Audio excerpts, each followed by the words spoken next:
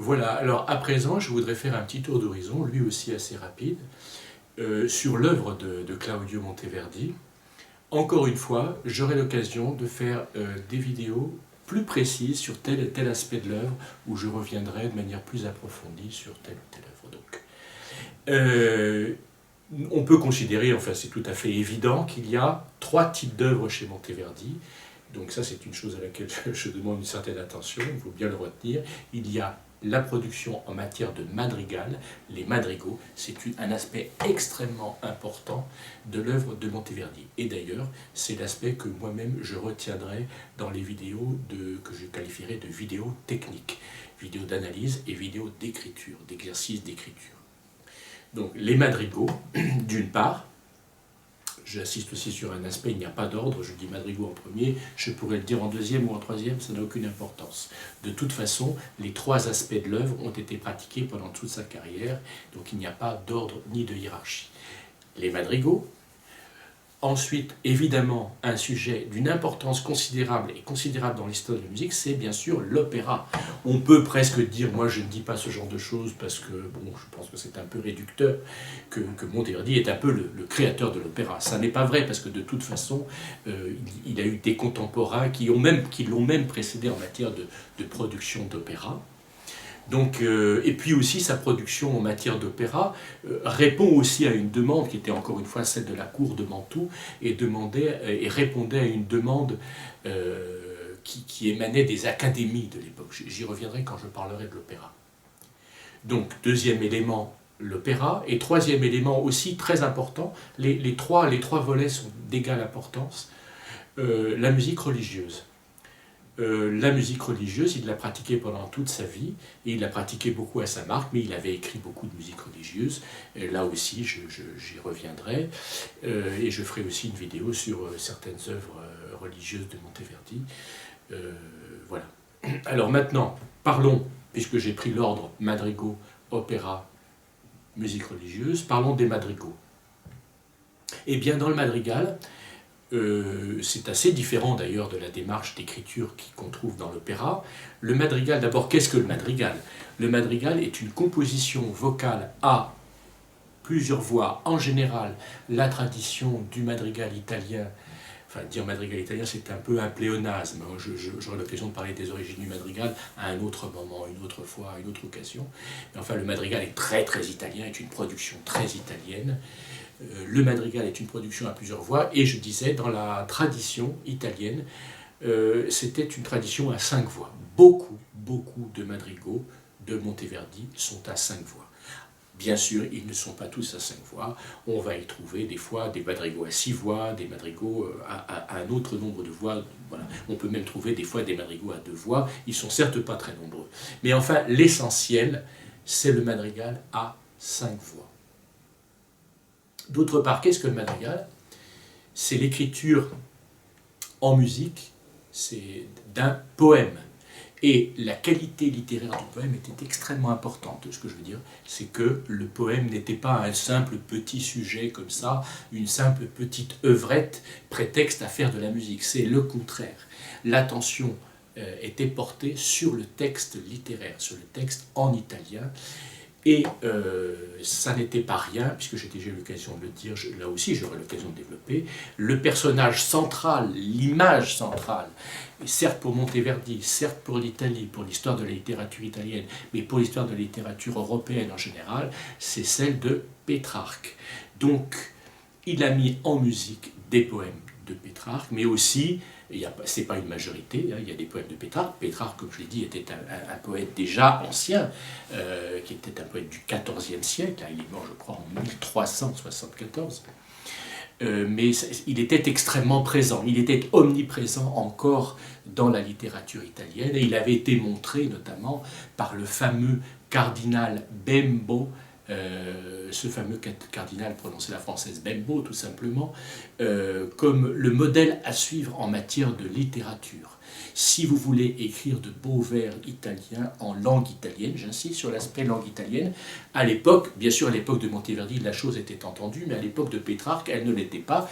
La langue utilisée pour la poésie était plus volontiers le latin que l'italien, que les Italiens appelaient, qu'on appelle toujours, le volgare, c'est-à-dire la lingua volgare, c'est-à-dire la langue du peuple, la langue parlée, la langue savante étant le latin. L'italien, on n'appelle pas ça italien, parce qu'il y avait plusieurs Italiens, d'ailleurs il y a eu plusieurs Italiens jusqu'à nos jours, hein. Les dialectes ont été extrêmement vivaces et différenciés et riches de mille couleurs, si j'ose dire. En tout cas, un des volgares était le volgare, c'est-à-dire la langue du peuple, enfin la langue de tous les jours, pas forcément du peuple, celle qu'on utilisait à table, qu'on utilisait pour parler en famille. Quand on écrivait en latin, et quand on parlait un des dialectes italiens, et c'est le dialecte de la Toscane qui s'est imposé dans la littérature sous l'impulsion évidemment de Dante au tout début du XIVe siècle, notamment avec son œuvre, évidemment sa plus grande œuvre, absolument magistrale dans toute la culture européenne, qui marque encore les esprits encore aujourd'hui. Enfin, je ne sais peut-être pas trop, mais enfin, elle a beaucoup imprégné l'imaginaire européen, c'est bien sûr la Divine Comédie. Dante, à l'époque, a choisi d'écrire ce très grand texte poétique qui comprend exactement 100 chants en trois grandes sections qui sont l'enfer, le purgatoire et le paradis. 33 chants plus 33 plus 33 font 99, plus un 100e chant qui est le tout premier en fait, qui est le chant d'introduction, peut-on dire, de cet immense ouvrage qui, par son prestige, sa richesse, la profondeur de son contenu, la profondeur poétique et la profondeur théologique et la profondeur aussi culturelle et historique, a imposé cette langue qui était le dialecte de la Toscane comme grande langue littéraire. Elle a été reprise évidemment magistralement. Je fais j'apporte une petite remarque au passage. Elle a été reprise évidemment par ce fameux Pétrarque dont je parle, et il faut savoir que les compositeurs des cours italiennes comme celle de Mantoue, ça n'était pas tellement Dante le modèle, c'était la poésie de Pétrarque, et notamment les fameux sonnets de Pétrarque qui sont dans cet ouvrage qui sont ce recueil qu'on appelle le canzoniere, c'est-à-dire, pourrait-on dire, la traduction française aussi renvoie à des notions un peu différentes, le chansonnier, c'est-à-dire en fait le recueil de poèmes, il ne s'agit pas de chansons, enfin, ou alors le terme est dans son acception médiévale.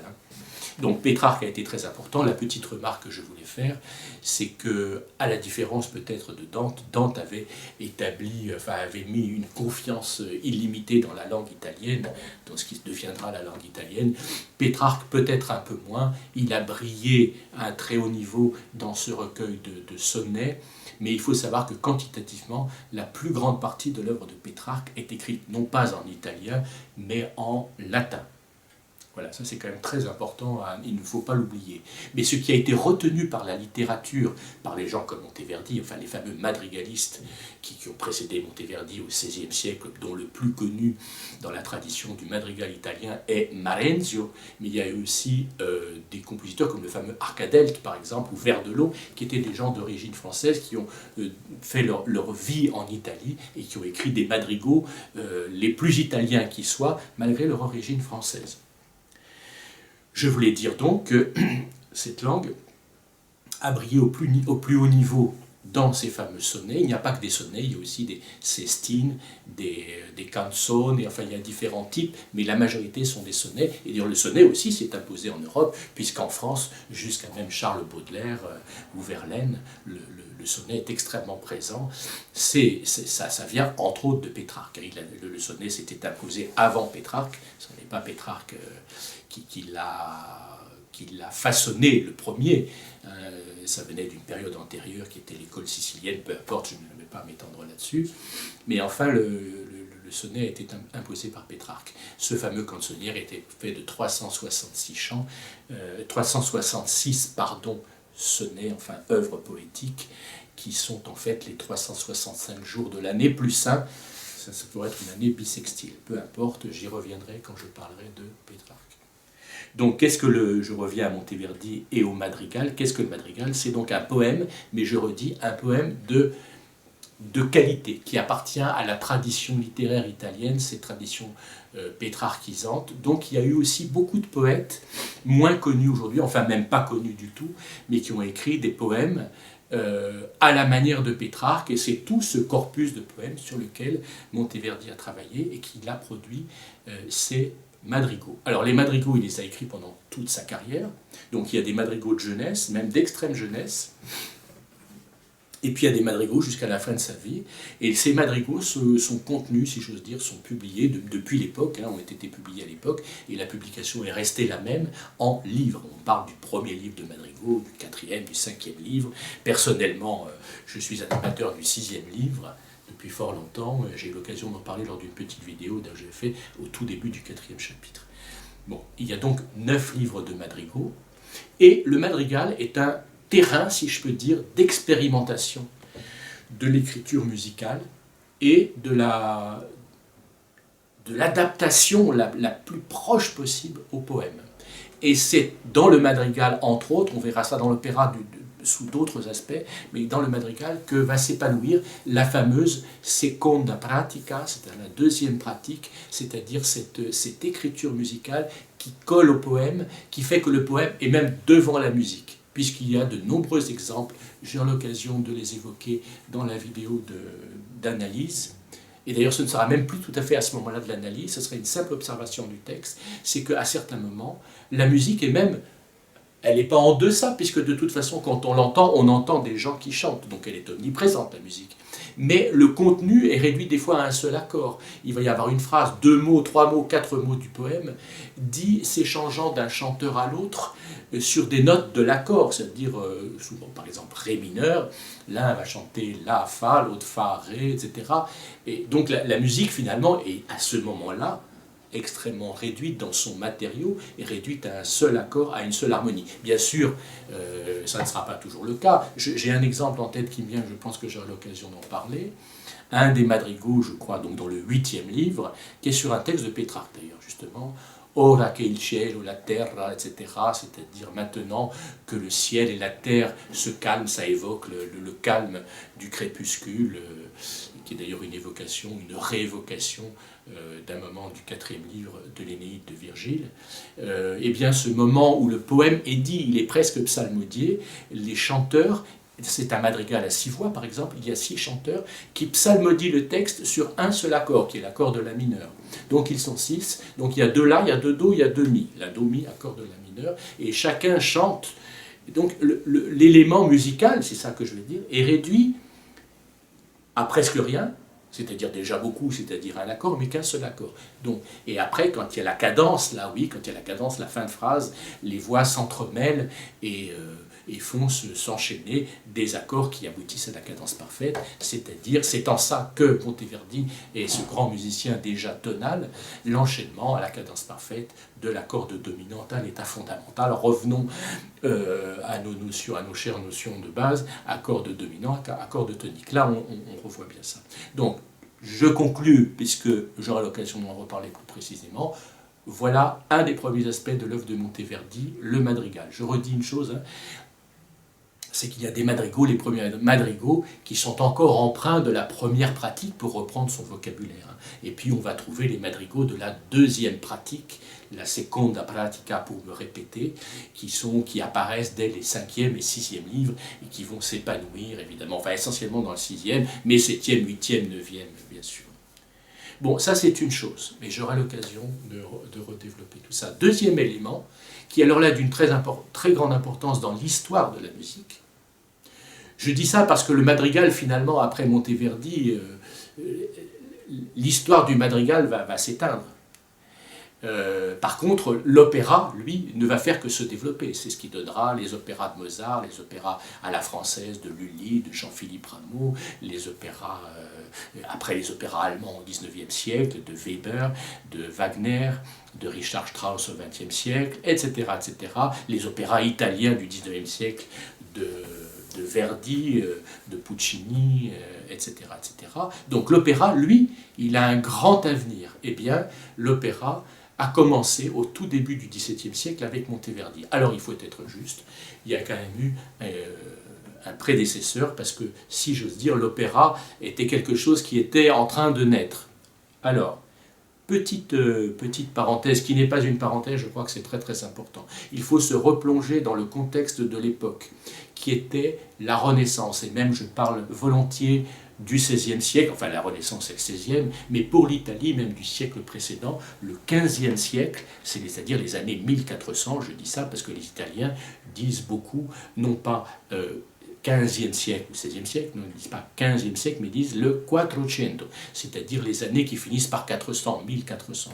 Eh bien, s'est épanoui avec une force absolument considérable toute une nouvelle culture qu'on a appelée l'humanisme, et qui se caractérise par beaucoup d'aspects. Je ne vais pas faire maintenant un cours sur l'humanisme, mais il y a un aspect qui est extrêmement important, c'est d'une part un amour immodéré, c'était déjà le cas à l'époque médiévale, à l'époque précédente, entendons-nous bien, loin de moi l'idée de minimiser cet aspect. Mais enfin, il y a eu un engouement, une fébrilité dans le travail de la philologie, et surtout ce qui est nouveau par rapport à la période médiévale, même si ça existait un peu, mais ça n'existait qu'un peu, c'est l'émergence de deux langues de culture et de tradition, qui, en plus du latin, qui lui a gardé toute sa place, qui l'a même amplifié, puisqu'on a été recherché, on s'est de nouveau intéressé non pas au latin, qui était ce qu'on appelait le latin médiéval, qui est un latin tout à fait latin, mais un retour aux sources cicéroniennes.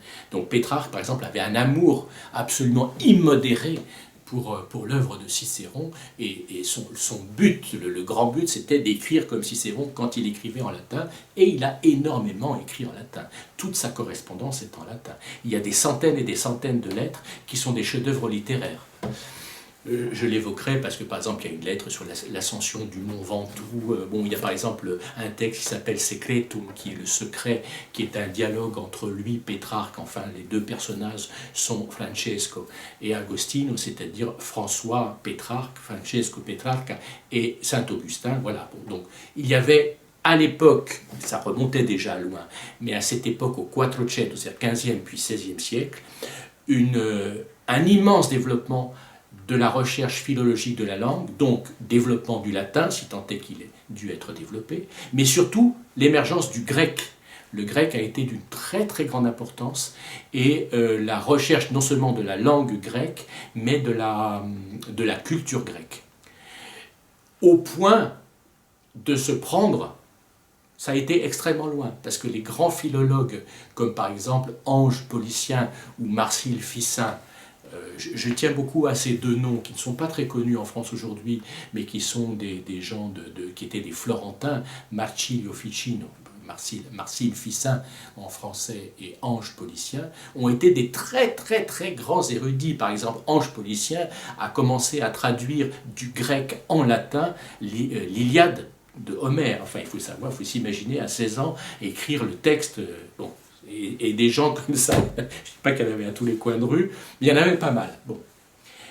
Tout ceci pour dire, premier élément, je termine, ne précipitons pas le discours.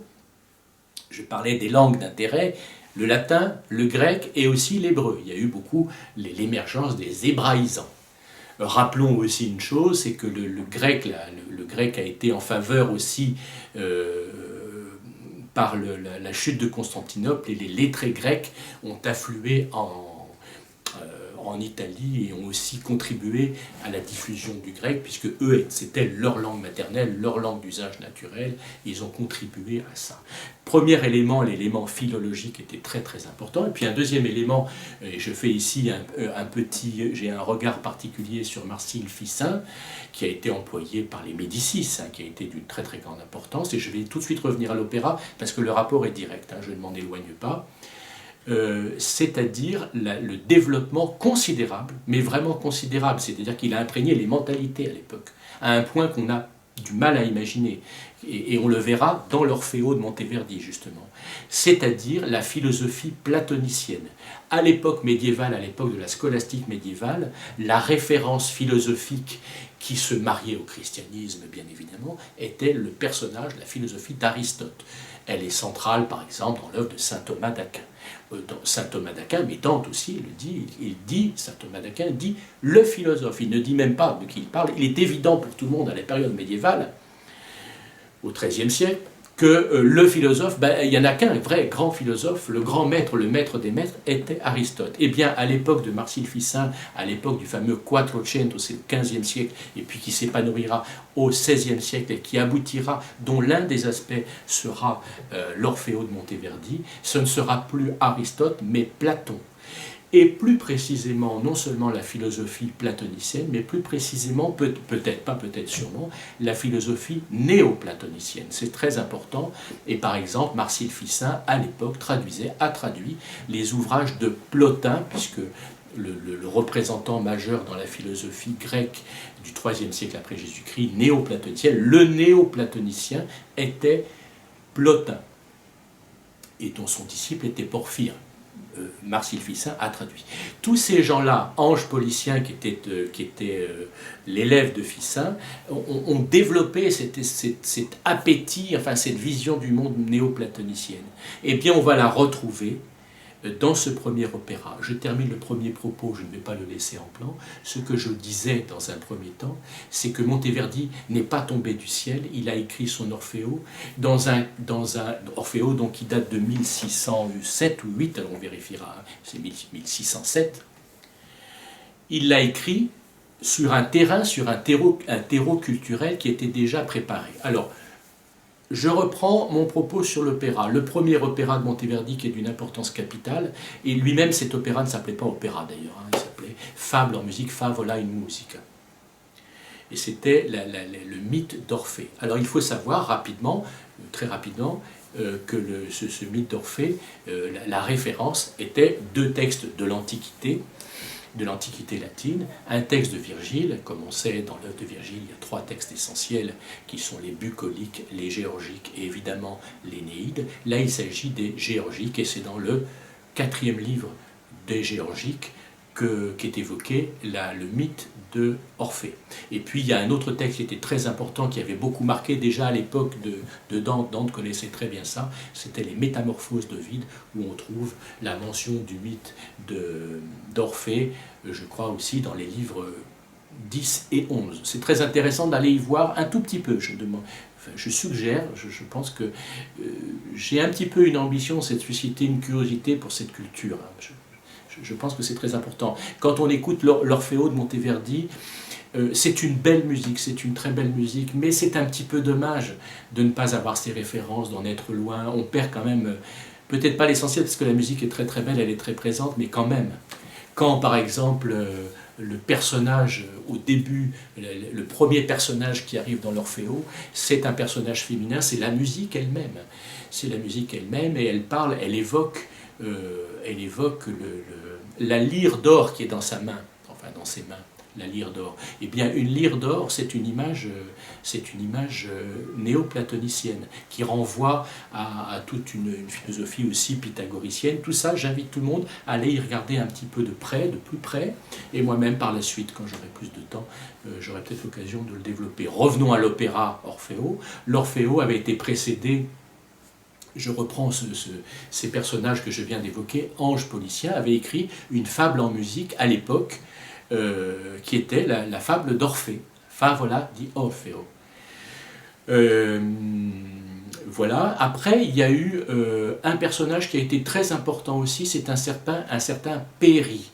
Péri avait écrit les premiers opéras qui n'étaient pas opéras, fables en musique, ça portait différemment, drama in musica, etc. Je crois que le premier opéra de Péri était la Daphné, qui est un opéra qui a été perdu, on n'en a pas de trace, qui a dû être écrit dans les dernières années du XVIe siècle, je crois en 1597, quelque chose comme ça. Et puis après, il y a eu un autre opéra qui est encore sur le mythe d'Orphée, qui est Eurydice, qui est un opéra de Péri aussi, et je crois qu'il a été écrit en commun avec un certain Caccini. Et puis, donc ça doit dater des années 1600 à peu près. Et puis finalement arrive Monteverdi en 1607 qui écrit son Orphée. Alors, je reviens un petit peu sur ces noms que j'ai cités, Ange Policien et Marcille Ficin. On devrait dire d'abord Marcille Ficin puis Ange Policien. C'était des gens qui participaient, qui participaient au premier chef, qui étaient vraiment complètement impliqués dans les fameuses académies, qui étaient comme des cercles à l'époque à Florence, le grand maître de l'académie était Marcille Ficin. C'était une académie néo-platonicienne, favorisée par les Médicis. Voilà. Et puis il y a eu en italien on dira des camerata. Camerata au pluriel des camerate, et il y a eu une camerata qui était très importante, qui a été la camerata des Bardi, peu importe, je ne reviens pas là-dessus. C'était aussi des cercles qui étaient là pour favoriser la musique, faire des créations musicales, susciter des commandes à des compositeurs. Et Monteverdi a écrit son Orfeo sous l'impulsion de la camerata degli Invaghiti. Invaghiti, qui est à nous un peu intraduisible, qui voudrait dire, qui est une référence à l'amour. Être invaghito, c'est être un petit peu amoureux, c'est-à-dire avoir perdu un peu les pédales, puisqu'il y a le terme vague à l'intérieur du mot invaghiti, vague, mais en italien un petit peu ancien, ça avait le sens de amoureux. Voilà. Voilà, donc Monteverdi écrit son premier opéra en 1607. Il est d'une importance capitale pour toute l'histoire de l'opéra. Après, Monteverdi écrira de nombreux opéras jusqu'à la fin de sa vie, même quand il sera à Venise. Un grand nombre, je crois qu'on compte à peu près jusqu'à 18 opéras, selon qu'on compte certaines œuvres comme des opéras ou pas.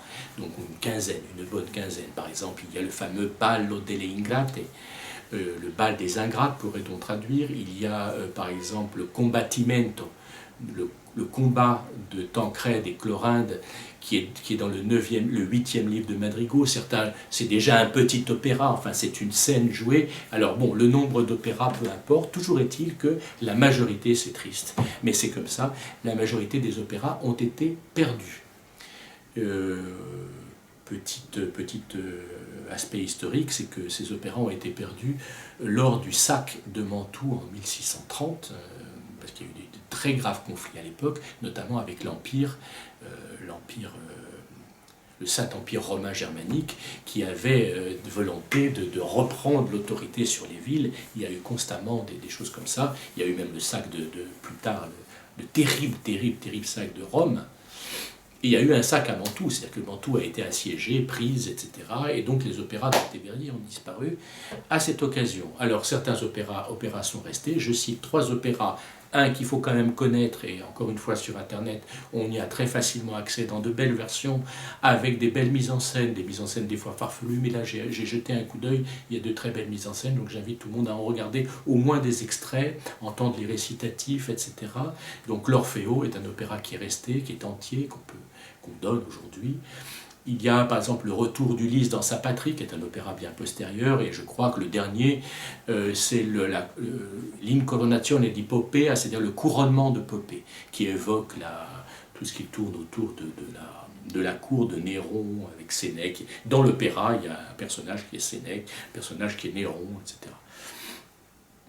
Le couronnement de Poppée est le dernier opéra, je pense, parce que si on exclut ceux qui sont perdus, mais je pense même qu'il est le dernier, parce que ça a été écrit tout à la fin de sa carrière, est un opéra très achevé, très, très proche de l'esprit de l'opéra, presque des 18e, avec un aspect psychologique et presque développé, pas presque, sûrement.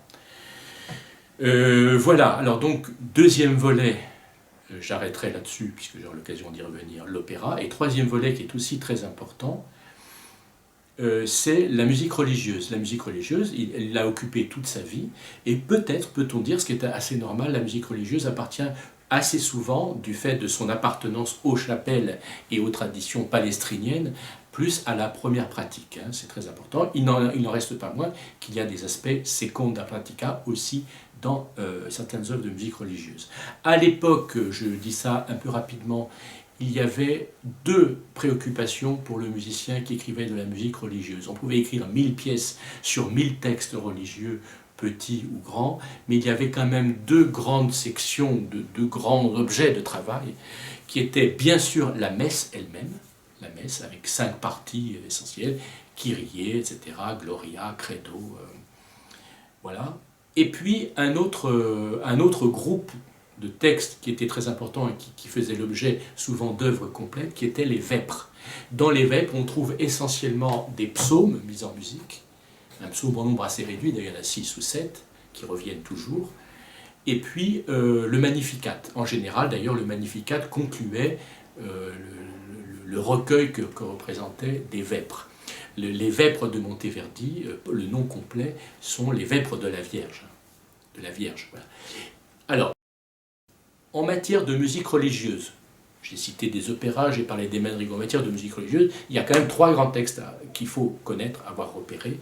Ce sont les vêpres en question, qui comprennent un grand nombre, je ne sais plus, je ne l'ai pas en tête, mais c'est un grand nombre de pièces. C'est-à-dire qu'on peut très bien chanter des extraits. Ce ne sont pas des extraits parce que les vêpres de la Vierge, c'est un peu un recueil déjà. D'ailleurs, je fais remarquer que les vêpres de la Vierge avaient disparu de la circulation. C'est un peu une redécouverte du XXe siècle, du début du XXe siècle. On ne chantait pas, je crois, les vêpres de la Vierge de Monteverdi au XIXe siècle. C'était quelque chose qui était de côté dans des bibliothèques et qui n'était plus tout à fait utilisé, chanté. Voilà. Donc il y a ces vêpres de la Vierge. Il y a un ouvrage très important en qualité et en quantité, il est immense même, hein. C'est ce qu'on appelle ce que lui-même a appelé, c'est un titre général de ce recueil, la selva morale et spirituale, je le dis en italien, la selve.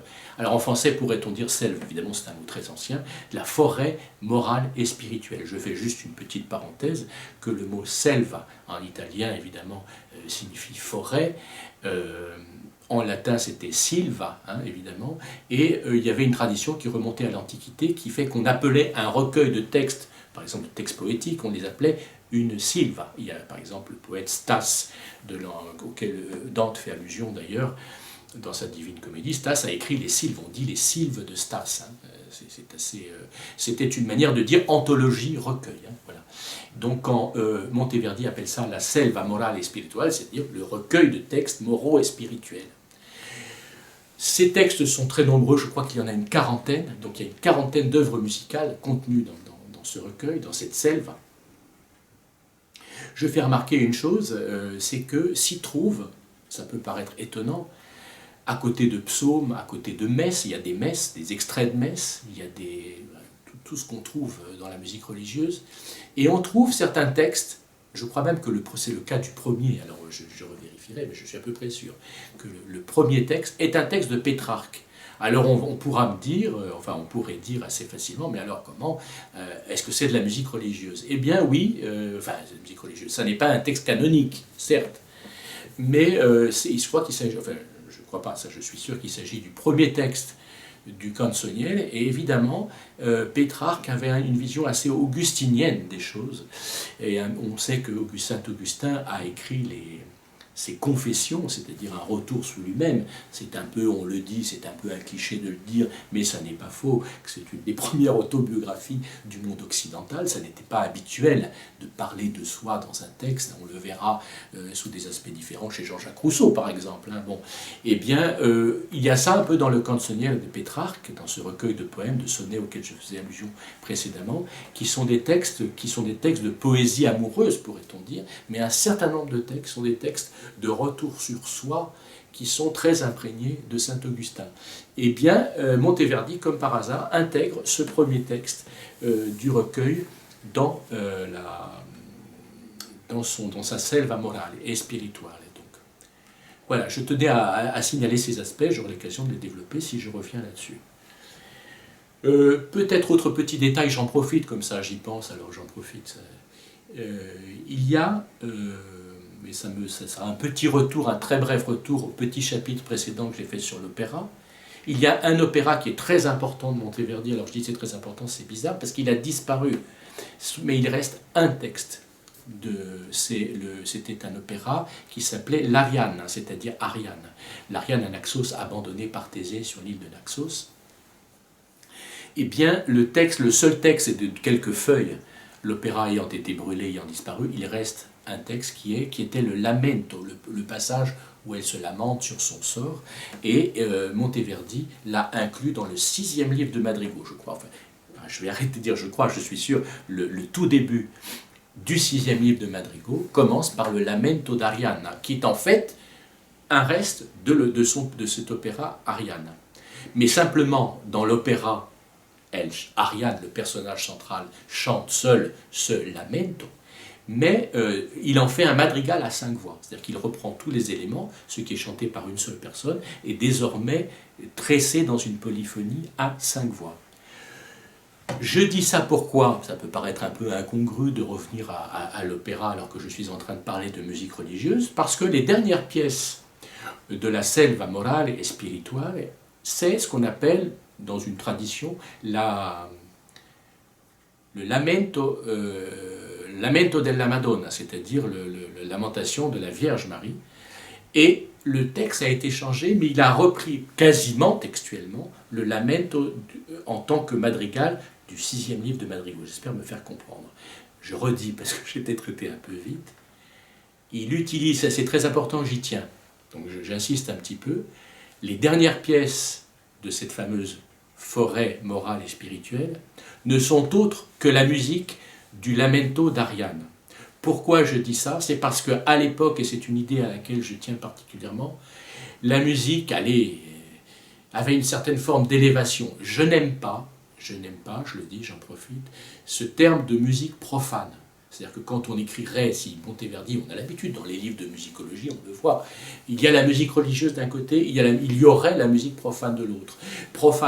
Dans profane, il y a profané. Que je sache, les madrigaux sont tout sauf une profanation. Ce sont des textes extrêmement profonds qui souvent sont extrêmement recueillis.